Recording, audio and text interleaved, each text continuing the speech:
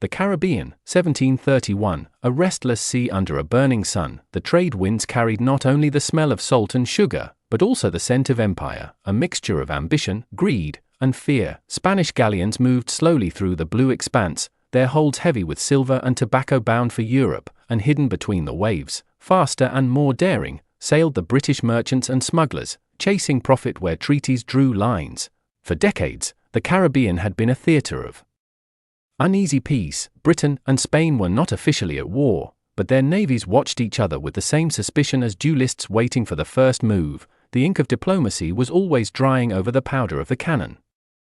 Among those who ventured into these contested waters was Captain Robert Jenkins, a mariner of ordinary means but extraordinary misfortune. He commanded a small trading vessel, the Rebecca, plying the routes between the Bahamas and the Spanish Main. To the Spanish, men like Jenkins were pirates in merchant clothing. To the British, they were the lifeblood of trade, pushing the empire's reach beyond its formal boundaries. In April 1731, Jenkins' ship was intercepted off the coast of Florida by a Spanish patrol commanded by Juan de Leon Fandino, one of many coast guards, or guardacostas, authorized to search British vessels suspected of smuggling. They boarded the Rebecca under the blazing midday sun. The confrontation was tense, language and tempers breaking against each other like surf on rock. Jenkins protested that he carried no contraband. The Spaniards accused him of deceit, of trespassing in forbidden waters, of theft under the guise of commerce. Then came the act that would echo through history. Fandino, perhaps out of rage, perhaps to make an example, seized Jenkins and, according to British accounts, sliced off his left ear with a cutlass. He handed it back to him, and with cold disdain is said to have declared, "Go and tell your king that I will do the same to him if he dares to do the same." Whether those words were ever spoken, no one can say with certainty. What mattered was that they could have been, and that they fit the mood of the age perfectly. Bleeding and humiliated, Jenkins returned to Britain. He carried his ear with him, preserved in spirits, a grotesque relic of imperial insult, but in 1731, few in London cared. The incident was another complaint among hundreds, buried under the paperwork of colonial grievances. The government of Prime Minister Robert Walpole sought to keep the peace with Spain. Trade, not war, was the priority, and Jenkins was forgotten. Years passed, the wound healed, but the resentment festered. British merchants operating in the Caribbean continued to clash with Spanish patrols. Accusations of piracy and abuse multiplied. Newspapers in London began to whisper of Spanish cruelty, of sailors chained, flogged, or mutilated by arrogant Catholic captains. The truth was less clear, but truth was never the strongest weapon in the arsenal of empire. Outrage was, by the late 1730s, Britain's patience was wearing thin. The South Sea Company, which held a lucrative monopoly on trading slaves and goods to Spanish America, complained that Spanish interference was ruining their profits. Pamphleteers accused Walpole of cowardice, of allowing British honor to be trampled upon. The opposition in Parliament, hungry to weaken the government, seized upon every tale of insult. The mutilated ear of Robert Jenkins, long forgotten, suddenly re-emerged as a perfect symbol of national humiliation. It was said that Jenkins was summoned before the House of Commons in 1738. The story goes that he appeared holding a small box, and inside it, the shriveled remains of his ear. Before the assembled members of Parliament, he was asked to recount his ordeal. He spoke simply, without embellishment, and when he finished, the box was opened. Inside lay the proof of Spanish barbarity, a piece of flesh, pale and dry, a token of injury and empire. The room fell silent, then murmurs spread. Newspapers would later exaggerate the scene, that the members were moved to tears, that some demanded immediate vengeance, that others called upon God and the King. Whether any of it truly happened matters little. In the minds of the British public, the image of the ear was already burning bright. Soon, broadsheets across London carried crude illustrations of Jenkins, holding his ear before Parliament. Artists painted it, satirists mocked it, and orators invoked it. The gazetteers printed fiery headlines: "The Spaniards' cruelty," "A Britain's blood demands justice." Coffee houses buzzed with talk of honor and revenge. Merchants saw opportunity in anger. Politicians saw votes. The nation, it seemed, had found its casus belli. Robert Walpole, ever the cautious statesman, tried to resist. He had guided Britain through 2 decades of uneasy peace, believing that wars were easy to begin and impossible to end. They now ring the bells, he would later say, but they will soon wring their hands. Yet the noise was too loud to silence. The story of Jenkins' ear had become more than an anecdote. It was a cry for national dignity. By 1739, diplomacy collapsed. Spain refused to yield to British demands over trade and territorial rights in the Americas. The opposition pressed harder, the public clamored for blood, and even Walpole's own allies turned against him. The merchants of London declared that the honor of the empire must be avenged. Parliament voted for war.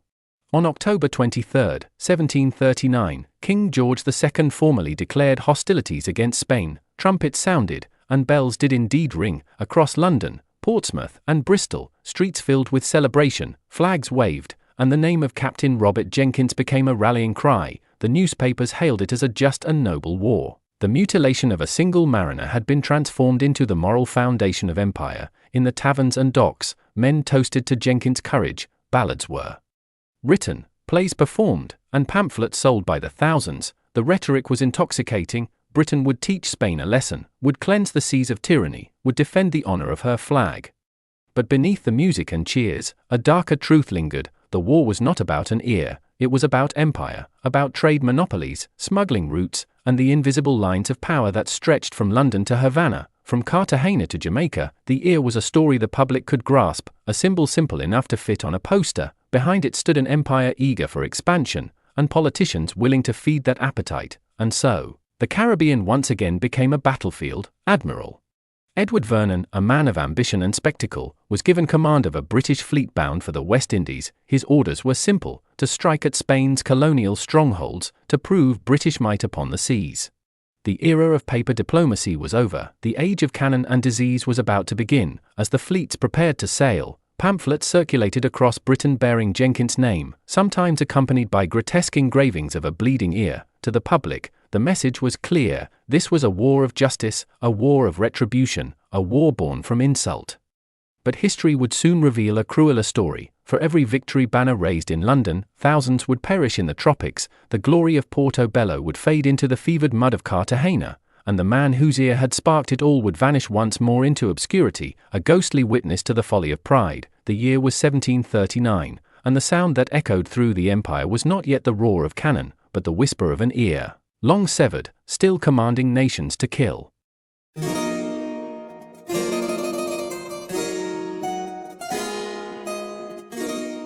The world that birthed the War of Jenkins Ear was not one of kings and crowns alone, but of merchants, contracts, and invisible empires stitched together by trade. By the 1730s, Britain and Spain were bound in a tense embrace, rivals and partners in equal measure, their fortunes linked by profit and poisoned by suspicion. The Caribbean, the glittering sea between continents, had become the stage upon which their ambitions collided. For decades, Britain's merchants had coveted the riches of the Spanish Americas: gold, sugar, tobacco, and above all, the lucrative slave trade. The Asiento de Negros, a contract granted by Spain, allowed the British South Sea Company to supply enslaved Africans to the Spanish colonies. In theory, it was a legal arrangement, a token of trust between monarchs. In practice, it was a veil over smuggling on an imperial scale. British captains, flying the Union Jack, would offload far more than their allotted cargo, selling contraband goods in secret coves, bribing Spanish officials, and outpacing the slow machinery of Madrid. Spain, exhausted from its own imperial decay, fought back the only way it could. With vigilance and fear, the guardacostas, Spanish coast guards, patrolled the Caribbean like wolves. To British eyes they were pirates, to Spain, they were the last defenders of order. They boarded ships, seized cargo, and sometimes, as Jenkins' case proved, took their punishments too far. The seas became a zone of humiliation and reprisal, where national pride and personal cruelty met in equal measure. Back in Europe, these skirmishes at sea grew into storms of rhetoric. The British press, emboldened, sensationalist, hungry for outrage, fed on tales of Spanish barbarity. Pamphlets spoke of innocent merchants stripped and beaten, their ships plundered, their dignity torn apart by Catholic tyranny. Spain, for its part, saw British greed masquerading as moral indignation, a Protestant empire cloaking avarice in virtue. The air between London and Madrid thickened with resentment, though diplomacy still pretended to hold. In Westminster, Prime Minister Robert Walpole watched the theatre unfold with weary eyes. He had steered Britain through peace for 2 decades, a peace built on trade and calculation rather than glory. They now ring the bells, he once murmured, soon they will wring their hands. He knew how thin the boundary was between commerce and war. Every ship stopped. Every insult shouted across the waves added weight to the scales. Yet Walpole also understood something that few in Parliament cared to see, that Britain's empire was still young, its navy stretched, its colonies volatile, a war over wounded pride could consume more than it avenged. But in London, restraint had gone out of fashion. The merchants of the city, many tied to the South Sea Company, fumed over lost profits. Members of Parliament, eager to rally the public, discovered that nothing stirred the national spirit like the idea of foreign insult. Jenkins Ear, displayed years after its severing, was paraded as proof that Spain had spat upon Britain's honour. The body part became a banner, outrage became policy, and so, across the drawing rooms and coffee houses of Britain, talk of war grew intoxicating. Men who had never seen the Caribbean spoke of it as if they'd been born under its palms. Pamphleteers painted it as a paradise waiting to be taken, its ports ripe for British enterprise, its gold merely sleeping beneath Spanish incompetence. In their minds, the war was already won, swift, profitable, and glorious. They were wrong, of course, for beneath the noise and the patriotic thunder lay deeper currents. The struggle between Britain and Spain was not merely about an ear, or even about trade. It was about empire itself, the fragile illusion that a nation could rule oceans, bend continents to its will, and do so without consequence. The Caribbean was becoming the testing ground for that illusion. The air between London and Madrid thickened with resentment, though diplomacy still pretended to hold. In Westminster, Prime Minister Robert Walpole watched the theatre unfold with weary eyes. He had steered Britain through peace for 2 decades, a peace built on trade and calculation rather than glory. They now ring the bells, he once murmured, soon they will wring their hands. He knew how thin the boundary was between commerce and war. Every ship stopped, every insult shouted across the waves, added weight to the scales. Yet Walpole also understood something that few in Parliament cared to see, that Britain's empire was still young, its navy stretched, its colonies volatile. A war over wounded pride could consume more than it avenged. But in London, restraint had gone out of fashion. The merchants of the city, many tied to the South Sea Company, fumed over lost profits. Members of Parliament, eager to rally the public, discovered that nothing stirred the national spirit like the idea of foreign insult. Jenkins Ear, displayed years after its severing, was paraded as proof that Spain had spat upon Britain's honour. The body part became a banner, outrage became policy, and so, across the drawing rooms and coffee houses of Britain, talk of war grew intoxicating. Men who had never seen the Caribbean spoke of it as if they'd been born under its palms. Pamphleteers painted it as a paradise waiting to be taken, its ports ripe for British enterprise, its gold merely sleeping beneath Spanish incompetence. In their minds, the war was already won, swift, profitable, and glorious. They were wrong, of course, for beneath the noise and the patriotic thunder lay deeper currents. The struggle between Britain and Spain was not merely about an ear, or even about trade. It was about empire itself, the fragile illusion that a nation could rule oceans, bend continents to its will, and do so without consequence. The Caribbean was becoming the testing ground for that illusion.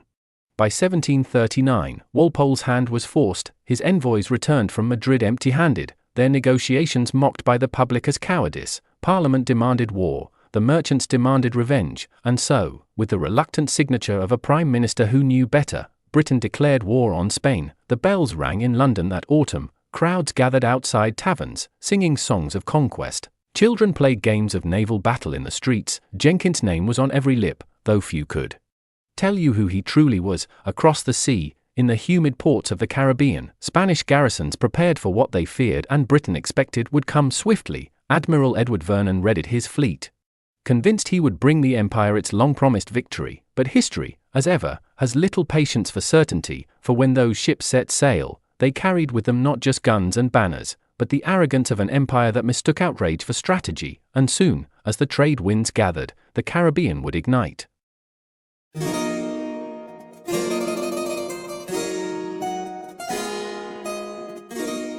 When the declaration of war reached the ports of the West Indies, it did not arrive as parchment and seal, it arrived as thunder. The Caribbean, already simmering with tension, now prepared to burn. From Jamaica to Barbados, dockyards clanged with the sound of hammers and chains. Rumors of glory drifted through the humid air like gunpowder smoke. Britain had come for revenge and for empire. At the head of this grand design stood Admiral Edward Vernon, a man as confident as he was ambitious.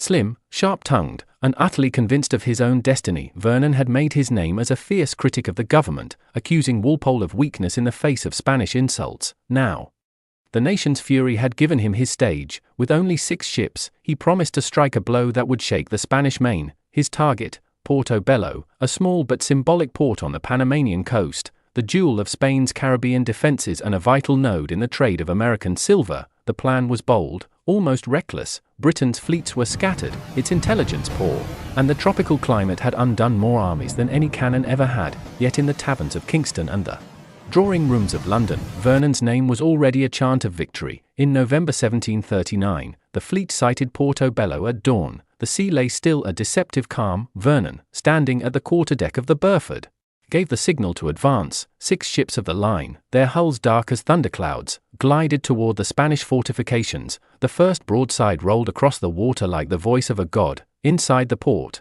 the Spanish defenders, barely 700 men, fought desperately. Their cannons roared, but their powder ran thin. Their walls, crumbling under relentless bombardment, sent up plumes of dust that turned the morning sun red. For hours, the British guns spoke in measured fury, each volley tearing through stone and spirit alike. By nightfall, Portobello had fallen.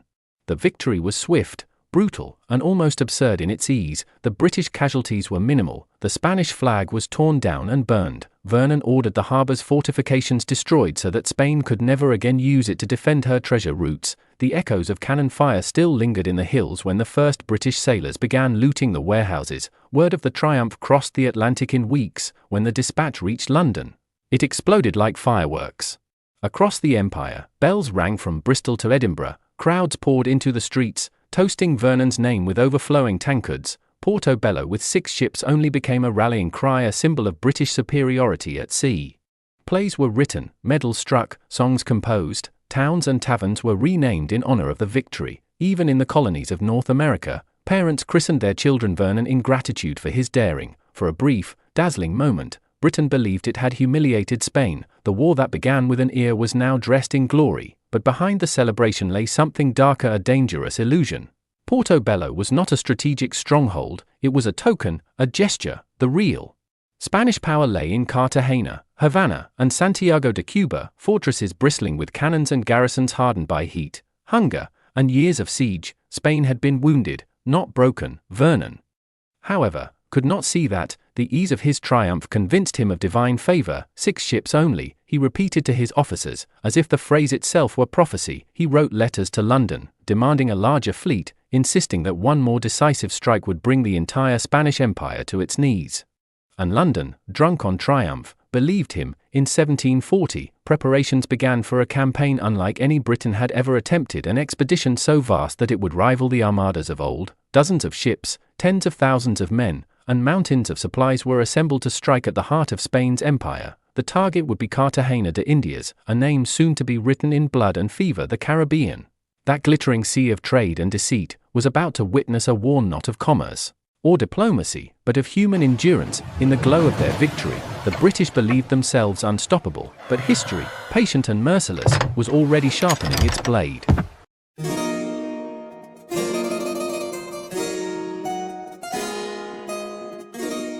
In the spring of 1741, the largest expedition Britain had ever assembled left the shores of Jamaica. It was a sight both magnificent and foreboding. Nearly 200 ships stretched across the horizon, their sails like pale wings glinting under a merciless sun. They carried almost 30,000 souls, sailors, soldiers, and slaves pressed into labor, an empire's full ambition afloat. The fleet's target, Cartagena de Indias, the crown jewel of Spain's Caribbean defenses. Cartagena was no ordinary city. It stood like a stone sentinel on the coast of what is now Colombia, protected by a labyrinth of fortifications that fused European engineering with the tropical landscape. Bastions, moats, and walls coiled around its harbors like the plates of an armadillo. The Spanish called it La Heroica, the heroic city, and for good reason. It was the gateway to the riches of the New World. Whoever held Cartagena held the keys to the Caribbean. Admiral Edward Vernon, fresh from his triumph at Portobello, believed that glory awaited him once again. He was convinced that a single decisive blow here would end the war, cripple Spain's empire, and crown Britain as master of the seas. But the confidence that had once made him bold now made him blind. Opposite him stood a man as formidable as the city he defended, Don Blas de Lezo, a veteran of countless battles. He was small in stature, one-eyed, one-armed, and lame from an old wound, yet his mind was razor-sharp, his resolve absolute. To his men he was medio-hombre, half-man, and yet his spirit dwarfed the fleet that approached his walls. Where Vernon saw easy conquest, Blas de Lezo saw an empire's arrogance, and he prepared to break it. On the 13th of March, 1741, the British fleet appeared off the coast. The sea was thick with masts, the air with the smell of salt and powder. The bombardment began at dawn. British cannon thundered in steady rhythm, battering the outer defences at Boca Chica, the narrow channel guarding the entrance to the bay. The Spanish guns answered, but their fire was swallowed by the sheer weight of Vernon's fleet. For weeks, the British advanced inch by inch, reducing the forts one by one. The heat was suffocating. The humidity turned gunpowder to sludge. Men fainted at their stations, their uniforms soaked with sweat and salt. Mosquitoes swarmed over the camps at night, carrying death in their bites. Yet still the drums of empire beat on. By April, the British had taken the outer defences and stood before the final obstacle, the fortress of San Felipe de Borojos, an immense stone citadel rising above the city like a mountain forged by war. Its walls were steep, its angles cunningly designed to deflect cannon fire. Inside, Blas de Lezo had gathered the remnants of his garrison, barely 3,000 men, wounded and weary, but unbroken. Vernon believed victory was within reach. His troops, led by General Thomas Wentworth, prepared for a direct assault. On the night of the 19th of April, under the cover of darkness, British soldiers advanced with ladders and bayonets. The plan was simple: storm the walls before dawn and raise the Union Jack over Cartagena. But the city was waiting. Spanish sentries had seen the movement. The alarm was sounded. When the British reached the base of the walls, they found the ground treacherous, muddy, uneven, crisscrossed with trenches. Their ladders were too short. The first to climb were cut down by musket fire and grenades hurled from above. Cannons roared point blank, turning the hillside into a furnace of smoke and blood. Men stumbled, slipped, and fell in heaps. The cries of the dying drowned the commands of their officers. When dawn broke, the hillside below San Felipe was carpeted with bodies. The attack had failed utterly. In the following days, the heavens turned against them. Torrential rains flooded the camps. Fever swept through the ranks like wildfire. The stench of death thickened the air. First the horses, then the men. Ships anchored in the bay became floating hospitals, their decks slick with vomit and blood. Within weeks, thousands were dead. The great British Armada, proud and invincible, rotted where it lay. Vernon's letters home grew desperate. He blamed Wentworth, Wentworth blamed the climate, and both blamed fate. But the truth was simpler: they had underestimated everything: the land, the disease, the defender, and the will of the enemy. By May, with half his forces dead or dying, Vernon ordered the retreat. The survivors, gaunt and fevered, dragged themselves back to their ships. The fleet that had once been a symbol of imperial might now limped away in silence, its sails tattered, its holds filled with corpses. In Cartagena, the bells rang not for surrender, but for victory. Blas de Lezo, wounded yet alive, stood upon the ramparts and watched the British ships vanish. Beyond the horizon, he had lost much, but he had saved his city. In Madrid, his triumph would go largely unrecognized. He would die of disease months later, forgotten by his own king, but history would remember the crippled admiral who humbled an empire. Back in London, the news arrived like a funeral toll. The same voices that had praised Vernon now turned against him. The songs of Portobello fell silent. Walpole's government wavered under the weight of disgrace. The public, once drunk on glory, awoke to the bitter taste of reality. The war that had begun with the promise of easy victory now seemed cursed. The empire had stretched its hand across the ocean, and the ocean had bitten back.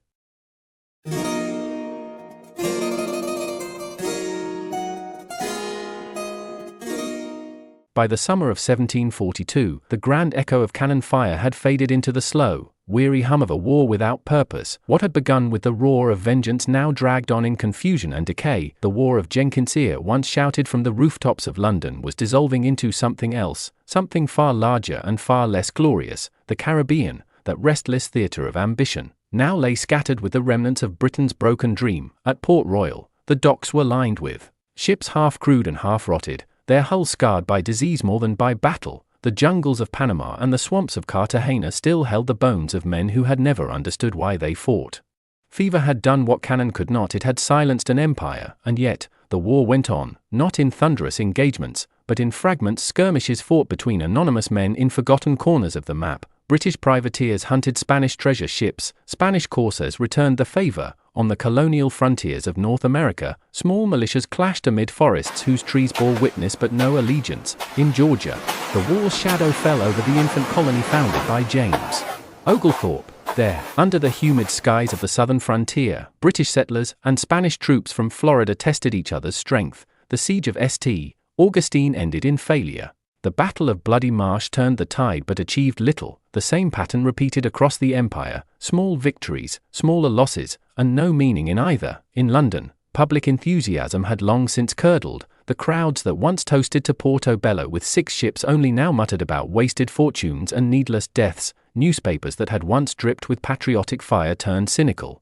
Caricatures mocked the politicians who had promised quick triumph. The severed ear that had inflamed a nation was now a punchline, an absurd relic of misplaced pride. Prime Minister Robert Walpole, whose caution had been scorned at the war's beginning, found himself undone by the very folly he had tried to prevent. His enemies in Parliament called him a coward and a traitor. His allies abandoned him. In February 1742, after 2 decades of dominance, Walpole resigned, leaving office in bitterness. His fall marked not just the end of a government, but the end of an illusion that Britain's empire could be managed by reason alone, untouched by the fever of honor and ambition. Meanwhile, across Europe, new fires were being lit. The War of the Austrian Succession had begun, drawing in every major power of the continent. Britain and Spain were once more mere actors in a larger drama.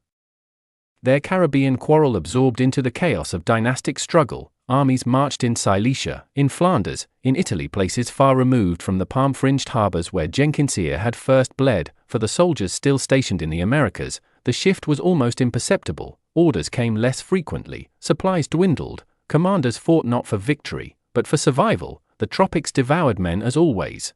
Indifferent to treaties signed an ocean away, by 1744, both empires were exhausted. Spain's colonial garrisons, ravaged by hunger and neglect, could barely man their guns. Britain's fleet, stretched across 2 oceans, struggled to protect its trade routes from French and Spanish raiders. The war had become a ghost, an echo drifting between 2 worlds. When peace finally came in 1748 with the Treaty of Aix-la-Chapelle, it did so quietly. There were no parades, no declarations of triumph. The terms restored nearly everything to the way it had been before. No territory gained, no lasting glory won. The war's official name, the War of Jenkins Ear, had by then become almost embarrassing. A cruel reminder of how it all began, with one man, one act of violence, and one symbol that spiraled beyond reason. The veterans who returned to Britain found no cheers waiting for them. Some vanished into poverty, others into memory. The Caribbean remained Spanish for now, though weakened and restless. Britain's merchants resumed their trade, smugglers resumed theirs. Life, as it always does, moved on, but the empire had changed. The illusion of invincibility had been fractured. The cost of pride had been measured not in gold, but in lives lost to disease, to hubris, to the unforgiving sea. And so, history began to forget. The War of Jenkins Ear slipped quietly between the cracks of greater wars and grander causes, reduced to a footnote, a curiosity, a cautionary tale. Yet for those who had fought it, and for the empires that had bled in it, its shadow lingered, a reminder that even the smallest wound can fester into madness.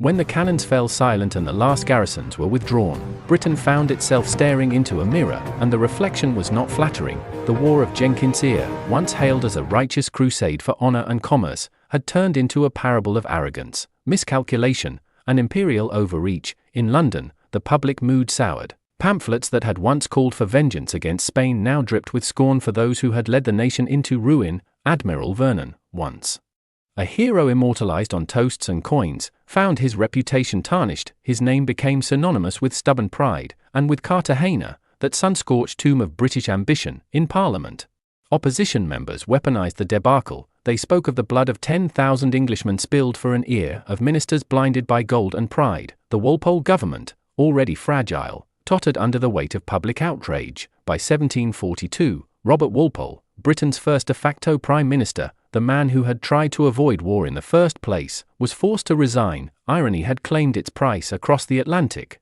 The echoes were different. The Caribbean, once imagined as Britain's imperial jewel, now lay littered with wrecks and graves. Yellow fever had thinned armies more ruthlessly than musket or saber. The survivors who limped back to Jamaica or home to Portsmouth carried with them tales of horror, bodies stacked on beaches, ships becalmed under a pitiless sun, the stench of rot and failure. Yet, even in defeat, empires learn. The British Navy, humiliated at Cartagena, began to evolve. Cleaner ships, better logistics, improved medical care. The lessons written in blood would later fuel its transformation into the most formidable maritime force on Earth. the war that had begun over a severed ear became, in a strange way, an education in modern empire. For Spain, the victory at Cartagena was bittersweet. Blas de Lezo, the one-eyed, one-legged, one-handed hero of the defense, was denied the glory he deserved. Disease claimed him soon after the siege, and Madrid buried his triumph in silence. The crown feared that celebrating him too loudly might provoke Britain anew. Thus, the man who had saved an empire died almost forgotten, his name erased from official dispatches, only to be rediscovered centuries later when his statue would finally rise before the walls he had defended. As for Jenkins himself, the man whose mutilated ear had sparked this storm, history gave him no epic ending. He faded into obscurity, his testimony remembered more as symbol than truth.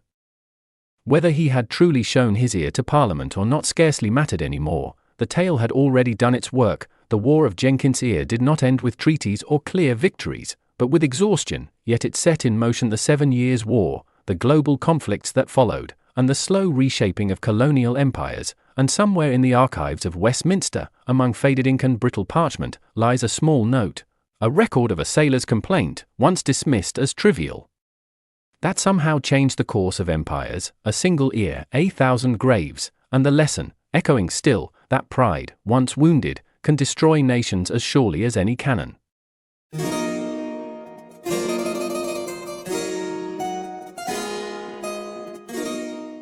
History has a peculiar appetite. It devours men whole and leaves behind only symbols, neat, convenient, half-true. Robert Jenkins was one such offering. He was not a general, nor a statesman, nor a man of ambition. He was a merchant captain, ordinary, unremarkable, until fate and a Spanish coast guard collided with him in 1731. Whether that encounter truly cost him his ear, or whether it was later cut, preserved, or displayed for Parliament's gaze, no one can say with certainty. The records disagree, the witnesses contradict each other, yet from that ambiguity, a legend was born. In taverns and coffee houses, his story spread like smoke, embellished, exaggerated, sanctified. The public saw not Jenkins the man, but Jenkins the victim, an English sailor humiliated by foreign hands. His suffering turned into a rallying cry. The image of the ear, shriveled and silent, became more powerful than any speech. Years later, when the war it inspired had spent itself in fever and futility, Jenkins lived quietly, far from the noise his name had unleashed. No parades, no pension, no lasting honor. He had served his purpose, a spark to light a political fire. The men who had brandished his mutilation in Parliament never sought him again. History, having used him, moved on, but symbols are stubborn things. His story lingered, retold in pamphlets, children's books, even sermons. The ear became a relic of national pride.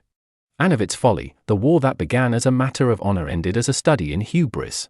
Yet for centuries afterwards, when Britain flexed its naval power across the globe, the ghost of Jenkins's ear still floated in the background, a reminder of how easily outrage can masquerade as righteousness. Today, in museums and textbooks, the War of Jenkins Ear appears as a curiosity, a footnote between grander wars, too strange to ignore, too small to revere. But behind the irony lies something profoundly human, the way empires build their myths upon the smallest of wounds. Robert Jenkins vanished into history without wealth or glory. All that remains of him is a story, improbable, tragic, and unforgettable. He lost an ear, the world lost its reason, and somewhere, perhaps, he would have smiled at the absurdity of it all. A single man, half heard by his own century, whose silence roared louder than the guns of Cartagena. Thank you for watching. If you enjoyed learning about this extraordinary event, please consider subscribing for more videos about forgotten moments in history. Until next time, I'm your narrator, and this was The Man Who Lost His Ear and Launched a War.